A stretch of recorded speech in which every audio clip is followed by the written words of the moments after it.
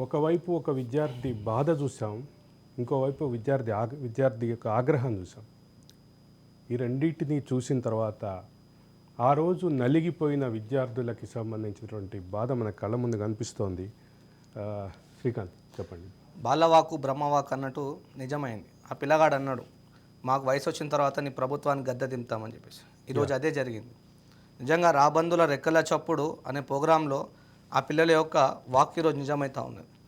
ఎంత కఠినమైన పరిస్థితులు ఉండే అంటే అన్న, అప్పుడు వర్కింగ్ ప్రెసిడెంట్ ఉండే ఎంపీ రేవంత్ రెడ్డి గారు చెప్పగానే ఇమ్మీడియట్లీ రావడం. అంటే ఇప్పుడు ముఖ్యమంత్రిగా ఉన్నారు.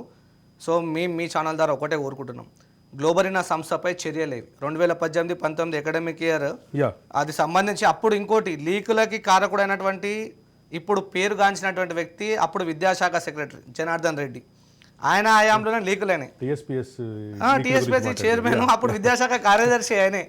ఆయన హయాంలోనే పిల్లల ప్రాణాలు పోతున్నాయి. ఒక దిక్కు గ్రూప్ 1 గ్రూప్ 2 పేరు మీద నిరుద్యోగుల ప్రాణాలు పోయినాయి. ఇప్పుడు విద్యాశాఖ సెక్రటరీ ఉన్నప్పుడు పిల్లల ప్రాణాలు పోయినాయి. అంటే వీళ్ళు కేవలం భవిష్యత్ అయినటువంటి విద్యార్థుల ప్రాణాలు తీసుకోవాలనే ఒక సంకల్పం పెట్టుకున్నట్టే ఉంది వీళ్ళ పరిస్థితి. మేము కోరుకునేది ఏంటంటే, ఇప్పుడున్న ముఖ్యమంత్రి అప్పుడు పోరాట యోధుడు, వీళ్ళపై చర్యలు తీసుకోవాలి. అదే 3 సభ్య కమిటీ చేసినారో ఆ కమిటీ రిపోర్ట్ ఏందో అందరు తెలియజేయాలి.